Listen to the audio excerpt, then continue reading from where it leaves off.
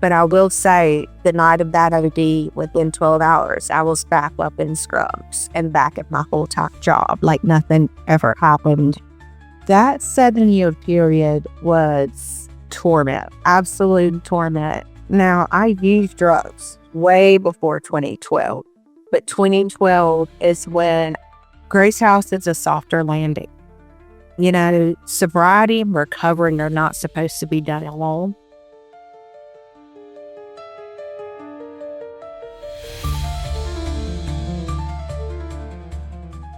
What does a layperson like me not understand about the rehabilitation world? I would say the one thing I've noticed is there are many different pathways to recovery. I chose 12-step abstinent phase. There are many other pathways that people can get onto, and there is faith-based. That's also one of mine. There is meditation program. There's complete abstinence. There's holistic ways. It just all depends on the person's needs and how they want to find sobriety and recovery in their life. Why do you think people don't understand that? Well, what are you actually seeing? Um, AA has worked for years. It's worked, like I said, for me. I'm very passionate about AA and abstinence, but there is a new generation and people change. Their world is changing, and we want to be able to take in all and help everybody. There's a lot of mental health. There's a lot of trauma. There are other needs that needs to be met. And I'm just glad the world, I feel, is doing a better job at trying to make sure that everybody gets some stability and safety in their life and healing. Uh, and be with Jesus Christ. But whatever somebody chooses, I hope it leads them to what they are happy with. How much does mental health actually play a role in addiction? It can play a huge role. And I can speak personally for me that in my addiction, I was labeled anxiety and depression, of course, bipolar, schizophrenic. I went through lots of mental health challenges and stages, but through what I've seen with the substances that are out on the streets today, there's some people that aren't coming back from it. They are having, and this is just my personal opinion, spiritual warfare. And it's huge right now in our country in addiction and families. And some are not able to get healing or get relief from it. So that's why I'm glad that there's other pathways in recovery so a person can find their exact one that works for them. Do you think that addiction creeps up on people? I was just listening to a podcast on the way here. They were talking about how kratom is an over-the-counter drug and it has the same effects as some opiates. Do you think that, and they were talking about how people don't realize that they're high and they're creeping into an addiction without ever realizing it. And some people are saying that coming off is worse than coming off of heroin. And they were like, this, but it's over the counter and people have no idea. Do you think an addiction creeps in like that? Absolutely. Absolutely. Um, it's just like everywhere you go for an alcohol is labeled as fun and great in fantasy world. It's in every gas station. It's on billboards driving down the road. Now we can go to a gas station and you can get mushrooms or kratom or anything that your heart desires. And it's getting scary out there. It's getting really scary if you're not educated. So I think addiction can creep up on you if you are not around support people who love you and can educate you. Yeah. I think a lot of people see addiction as the videos of the people leaning in San Francisco where they're like, "Oh, it's just fentanyl. It's just this. It's over there," without realizing that their cousin hasn't stopped drinking for 6 weeks, you know? It's also the quote unquote over the counter things too, where it's it can very easily turn into one drink turns into a line, turns into a pill, and people forget that, you know, it's a lot more common than people realize. It's very common.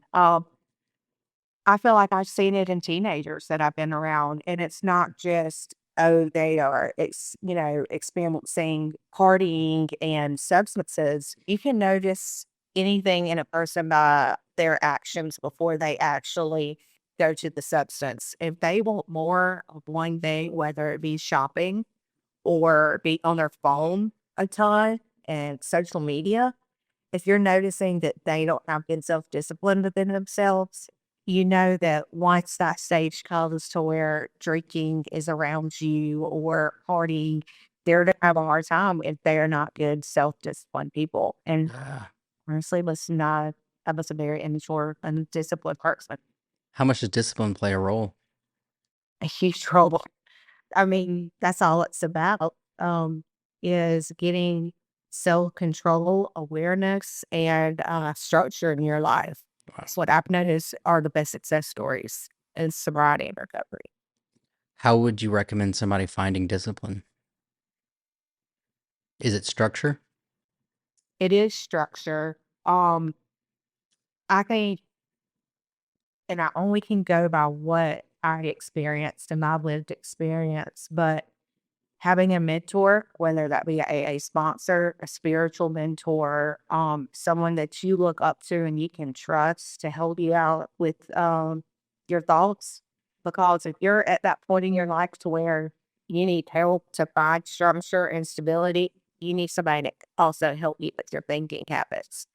But you need to, start listing out your goals, your milestones, seeing your patterns of where you might have fallen short at and like and did not get there. And start seeing at what actually you're doing and what benefits you and see what's not working towards your favor. Where does your personal recovery story start? My personal recovery story starts in 2013, I believe, when I first stepped into the rooms of AA. I was not ready and I did not listen. And I was very disrespectful for many years, but it planted the seed. And that seed started to get water on it year by year. It did not bloom until 2020, but addiction started to come into my life in 2012. What happened? With 2020, With 2012. 2012. 2012, I was spiraling out of control here in Albany, Georgia, working the job that I've always wanted in orthopedics, and pills had always been a crutch for me. From a very young age, it was, I'm sick and I have a problem. You need to go to the doctor. That was just how it was. And I proceeded to where pills would always, take over and fix the problem. And in 2012, I finally got arrested for that. And that's what started my cycle of my patterns and my milestones. I was seeing my patterns, but I had no control over them. And that's when my goals, I was not completing the goals that I had for my life. Yeah. Was it only pills? Absolutely not. Um, it, it's gone from weed, crack, all the way to heroin. Yeah. It seems like a lot of the people that I have conversations with, they say it starts with pills or it starts with alcohol. It's usually one of those two. It starts there and then they end up, it's always something that's easy to get. Yes. And then it always ends up rock bottom somewhere. Absolutely. Pills were my favorite, because I justified it as it was pressed or it was made. I could not overdo it unless I took multiple. And in my justification, I have a tendency to be a control freak. And I knew that that was made for a human to orally take and that it would not kill me. And I could take, just the right amount if I was disciplined in the drug activity I was doing, but it never ends up like that at all. Also, Yeah. more is what I did.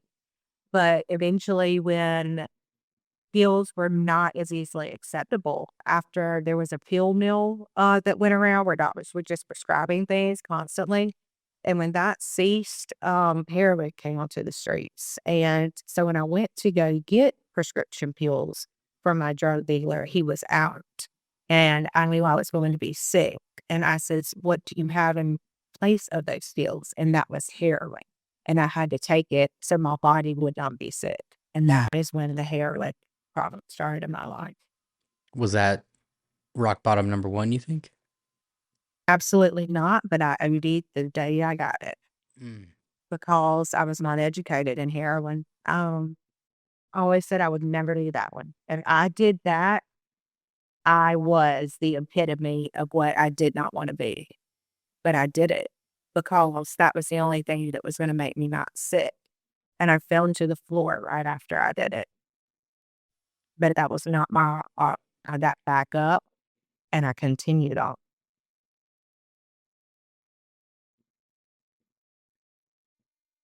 Was an ambulance called? An ambulance was called. An ambulance was called. My mom, because we live in a small town, got wind of what happened to me and beat us to the hospital. So I didn't have time to think about what am I going to say to my mom? How am I going to handle this? I was in scrubs on a hospital bed. I looked like I worked at the hospital, but I was not taking a nap on that hospital bed. I was actually the real life patient, and it was embarrassing. It was very embarrassing. That is why I never went to detoxes or went and got help much here because small town. So anytime I was pulled away from my drug of choice, it was either by hospital bed or it was by getting handcuffs on me. I had no stopping point when I started. Is that how your mom found out? Yes, absolutely. When I was at the hospital, services and options of treatment were available for me, but I didn't listen. It was like I just could not hear that there are options to get help. I thought it was just 5-day detox, then come back home, and I'm back to my thinking habits and, everything around me that triggers me. I had really no idea there was a whole recovery world out there to where I could go and escape and find out who I was. And honestly, I was scared to find out who I really was. I was petrified. Yeah. So I just continued the cycle of abuse. You ran for so long, and it's easy to come up with excuses. Oh, it's just one. Oh, it's made for people. I can come up with excuses for anything. That's how life works. It's how humans work. We try to excuse every behavior because there has to be a reason, right? And it's really hard when to realize that it comes down to you, comes down to discipline, comes down to structure. What was it like to have to explain to your mom what happened? There are some blackout moments in that hospital room. All I know is I saw the pity in her eyes. She was completely scared. At that point, I know that um, grave box had been picked for me to make sure there was one next to my grandparents because she possibly could have preceded me in death. So I needed to be placed next to them. But I don't know what I really said to her. I probably just let her assume it was pills because that's what everyone thought was Kayla must have done too many pills. But I just kept on and stayed away from it for a little while. But I will say the night of that OD, within 12 hours, I was back up in scrubs and back at my full-time job, like nothing ever happened in the back of my mask. Did they know?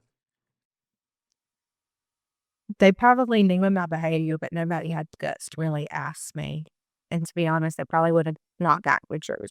I was not ready to face myself at that time. Yeah. How do you begin to face yourself in that? How do you, if you've made excuses and lied to yourself for so long, how do you start to tell the truth?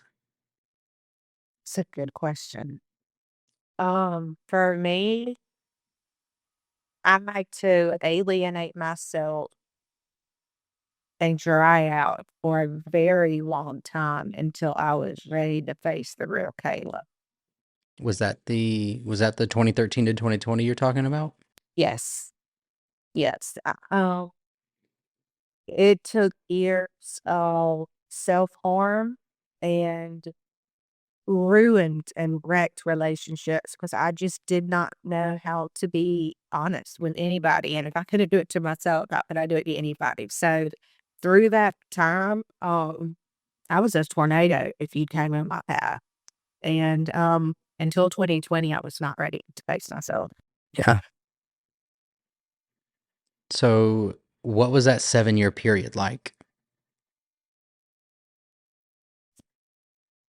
That 7-year period was torment, absolute torment. Now, I used drugs way before 2012, but 2012 is when I lost control, or what I thought I lost control. I, before 2012, I had one foot in a normal life, as you would think, and the other foot in this world that radically ruined my life. But after 2012, I had both feet planted in my drug addiction. And it was lonely. It was chaotic, but I didn't know where to go. From a young age, I did not feel comfortable in my own skin. So I went into this world and I didn't feel comfortable in that neither, but I gave it my all, my absolute all. I was so fearless. I was so loyal to this fantasy that it took everything from me to finally see that. How does that inform the work you do now? It informs the work I do now because I have like-minded people around me that has felt that same feeling, and they see my life on the other side of it. And honestly, I don't have to inform them by my words. I can and I do, but it's my actions that informs them that all of that loyalty that we placed on that life and compassion and dedication was just a lie to ourselves. It gained us absolutely nothing, but took everything we loved away. Yeah. And so now it's like we just flip the script. It's time to put all that love, compassion, and dedication into something that is going to have blessings and meanings over our. Mm. So, can you tell me a little bit about Grace House and what you guys are doing? Absolutely. I love talking about Grace House. Grace House is a safe place. It's a safe place for a woman to come in, to literally hold my hand or Paniche, my coworker's hand, and let's guide you through life on sobriety and healing. And we go with Jesus Christ. That's who we follow, and we use the teachings of Jesus Christ to help you with your recovery life.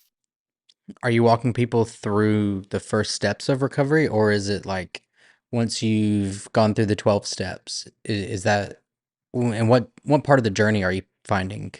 Grace House is a 12 to 15-month program.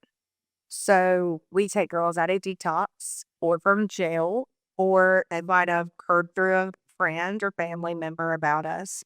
But we will start from after detox until you are getting ready to transition into life into an apartment or living on your own independently. Yeah.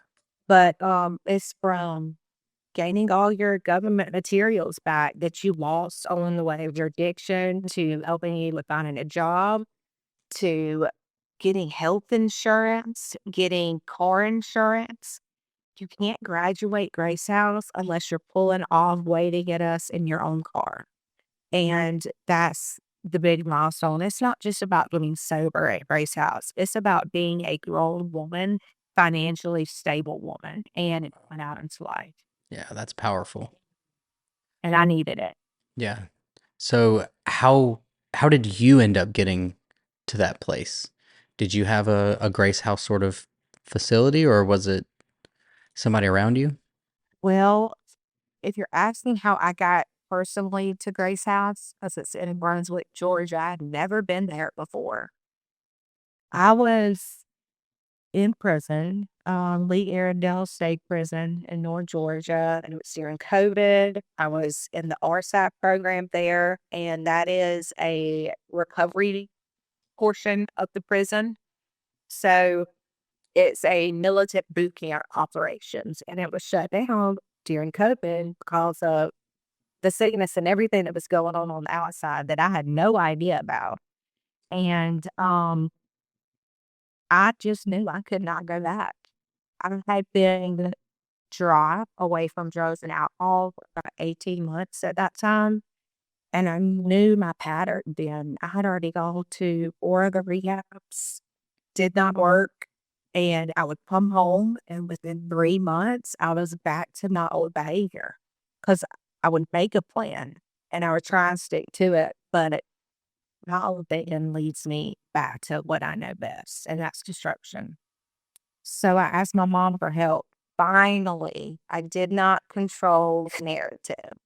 I asked her for help, and she reached out with some ladies in Albany, and I called her one night, and I was like, "Have you found anywhere for me to go?" And she said, "I sent you a brochure. You'll get it in the mail, and just tell me what you think." And that was really hard for me because, like I said, I like to control my outcome, and I'll never forget in jail at cement block laws. And I heard my last name called for mail call. And I knew it was my mom's letter. So I rushed down there and I grabbed my letter. And I had a friend with me in there that I still have to this day. And we grabbed the letter and we put our backs up against the wall and we scooted down on the floor and we opened it together and we read it out Grace House. She was all for it. And I was like, oh God, this is going to be tough. But I was desperate at that point. My friends were getting those COVID stimulus release or stimulus checks, Mhm. and some were dying, and so we're just using them on things that they shouldn't. And I knew that was going to be me. So I decided to make a change, and I called my mom up and I said, "Let's give this a shot. I cannot come back. I've got to go, and it's got to be door to door." From the prison doors when he picked me up, I need to go straight to Brunswick, Georgia. And the story is where I'm at today, and I still have not left that place. Really? So your life was transformed coming through Grace House, and now you are leading women through the same process you just went through? Absolutely. Wow. Um, January 24, 2020 was the last time I used. I was in jail the last time I used. I should have longer sobriety, but I was still not done, even in the walls of prison. I was reckless, I was chaotic, and I had a spiritual awakening. Something finally get me. And it was like, you're even in jail walls, Kayla, and you cannot stop. Like you're at your lowest point in life. You can't go any further. I was in lockdown of the prison at that point. I had broken some rules. I was put in a 2x4 cage, is what I call it, for days. I sold all I had in there for some substance that wasn't even something I would do just to feel numb. And it still did not fill that hole in my heart. And that is when I decided to make my change. And the girls that I get at Grace House today can experience that same desperation. And we are the lost black sheep group there. You know, the ones people probably gave up on, the family member that nobody thought could get sober are the ones that I like to take in. And I did get married. I do have 2 amazing stepsons and just purchased my own house, but I still thrive at Gross House. I want to give the girls what was given to me so graciously, paying it forward back. And it's only the beginning Yeah. what's going to come there. It, how has Jesus played a role in your sobriety and staying sober? I had a whole lot over the many years that got filled with shopping, which I still love, uh, relationships, drugs, alcohol, any earthly material thing I filled in that hole, and it kept getting spit out, spit out, spit out. And I always knew about Jesus. I went to Christian school in Albany. I could quote you Bible verses, I can quote you stories, but I've never let it resonate in my heart because I hadn't struggled yet. You know, when I did struggle, I placed Jesus Christ on the shelf. And I was like, I know you're there. I know what you've done for people in the Bible. And I know when I'm ready for you, you're going to be there, but I'm not done yet. And that's very selfish, the relationship I had with Jesus for a while. But man, when I pulled him off that shelf, I've never let him go. He has surrounded me by people in my life that have radically changed me into the woman that I need to be. He's right next to me. He is my inner child. And I hate that I treated him so ugly for years, but it's just, that's not true. And the Bible says he never leaves us, and they were not on. Because I did not want him for the longest. It's a radical feeling to see that somebody willing to endure the torture and torment of the crucifixion is still willing to wait on us today.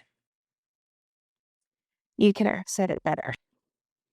I think there's a big difference too there's a lot of Christians and there's also practicing Christians.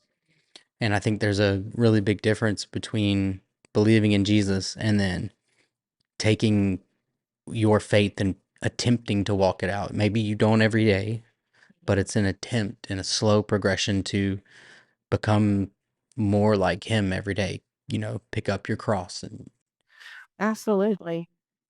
I do not do it perfect. On a daily, probably every hour, I mess up.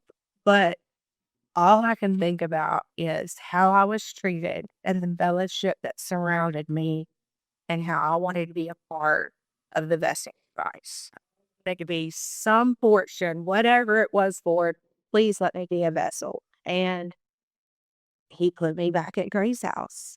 He put me back there serving them girls, being selfless, being there for them because for years, all I was selfish. Take, take, take. And so I decided to, like I said, flip the script and give, give, give. yeah. How does it feel?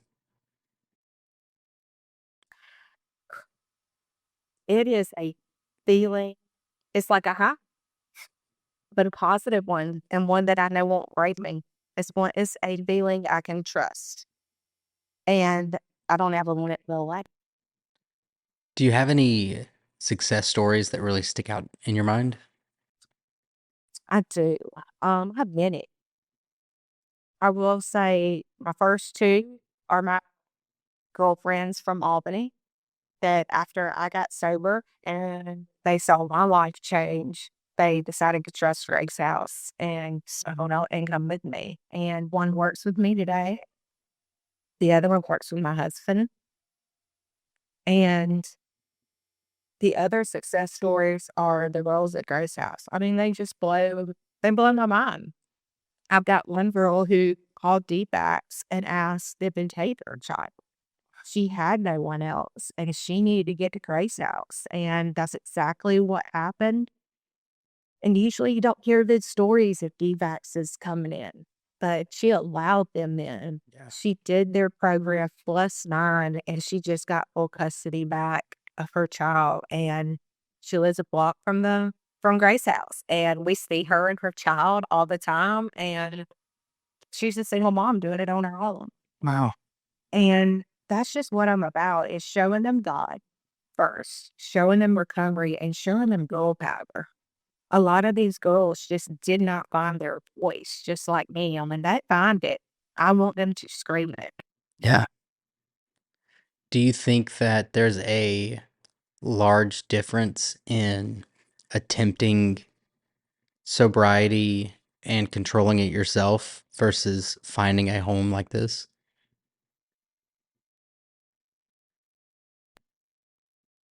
I hope I answered this right. Um, there's a big difference. Grace House is a softer landing. You know, sobriety and recovering are not supposed to be done alone. They're supposed to be done in communities and they're supposed to be done in fellowship. My heart and respect goes out to the people who can do it on their own or can do it in their own hometown where they cause their destruction. But for me and my group, we had to pull away and surround ourselves with new people and new fellowship to gain awareness of who we truly are. But for the ones who could do it in other ways and platforms, it's all possible. There's no right or wrong way. Just don't pick up. And I always say in him, Jesus Christ. Yeah. What would you say to somebody that is in the process of their lowest point? What would you say to them if they heard this right now?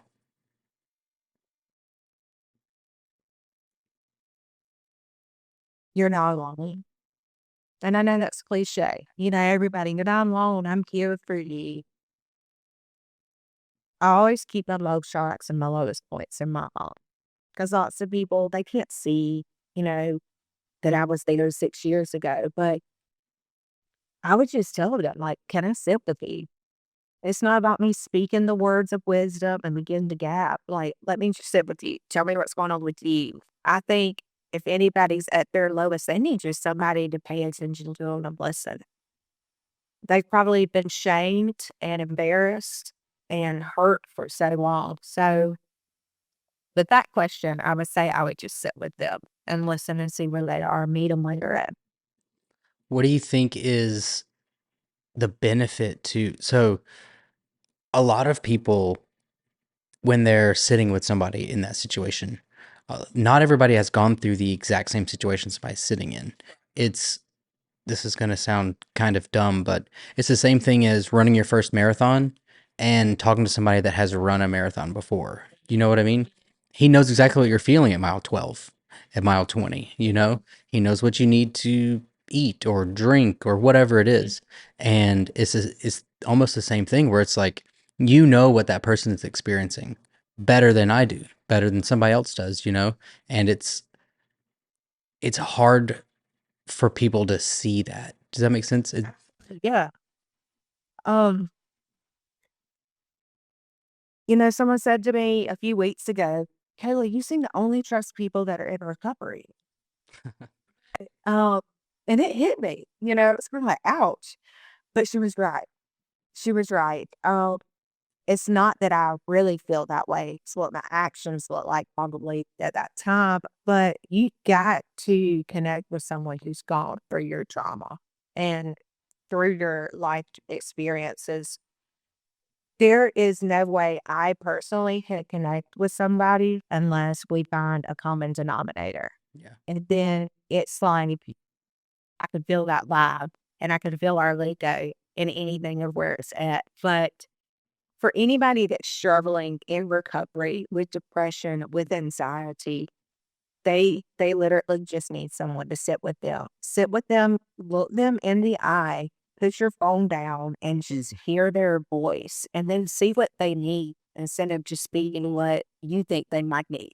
Like Jesus Christ and AA worked for me and got me to where I am. I hope I can lead somebody by that example. But if they need more services, that's all that matters. It's just about getting people the right help they need and get them back to a life worth living. It's interesting to me that the moments that you are at your lowest is when you are the strongest because it's always when you come out of it, you know? It's always when you find a new strength. It's always when you find it, you know, the cliche, it's it's darkest before the sun comes up. You know, it's that whole situation where it's like it gets bad, bad, bad, bad, bad, worse, and then you find the strength and you come out of it. And it makes it hurts my heart to know that there's so many people that have made it to that end but haven't found their way out, you know? And the first time I did a recovery story on this podcast, I had no idea that they had experienced anything like that were messaging me. Thank you for sharing the story. I relate to this story so much. Thank you so much. Thank you. And I was like, I had no idea how common this is, because you have people that they're just, they're normal people you see at church or at the restaurant, and you forget that other people aren't a number and other people have stories too, You're in the car and somebody pulls out in front of you and you yell at them and forget that what if they're just late for work, you know? But if you do it, oh, I'm late for work. You have the benefit of the doubt for yourself, but you forget that the guy begging for change on the side of the road, you have no idea what his story is. Absolutely no idea.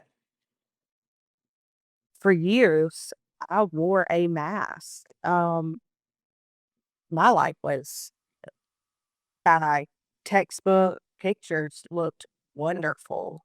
I was always known for my smile and being involved in every sports opportunity my parents could have been. High school looked super fun if you look at my photo albums from high school, but inside, I was drowning, absolutely drowning. I had that inner child or that inner critic just constantly poking and poking and poking and telling me false spots about myself. And I didn't have the tools to know how to get out of that thinking, to get out of that negative pattern I was in. And there's so many people all over the world today that I bet experience the same thing. You know, back in the day, we just didn't talk about our issues that went on between our ears. That was not what we talked about, but that's all I knew. And I didn't trust many people when I grew up. So what went on between my 2 ears and the decisions I made definitely made the destiny for my future and where it was gonna go over the next 10 years. And man, did it go somewhere. What does the program actually look like at Grace House from step by step? If somebody is calling in, hey, this is where I need to go, from, like you said, door to door, they get there. What is that program like? So I interviewed a guy who he went through a program where the entire time, I think it was 18 months, his entire program was working. So they had a job and they were on site and they were working the whole time. Is there a process like that? What's the program like? So the process at Grace House is kind of work ready. Your first month, it's all about us getting your needs met. Like I said, your documentation, everything. But at Grace House, you do pay your own way. And it's not as expensive as you think. It's 180, and that includes everything from food, shelter, your dentist, your therapy, which is massive. We get you an addiction therapist and a trauma therapist. And through local donations and grants and churches, we're able to keep that cost at a low cost. But at Grace House, when you're there for 1 to 3 months, it's about getting yourself together. From 3 to 6 months, we're teaching you how to budget. We're getting you a checking and savings account that we open up for you. And you're learning how to money manage and pay your rent.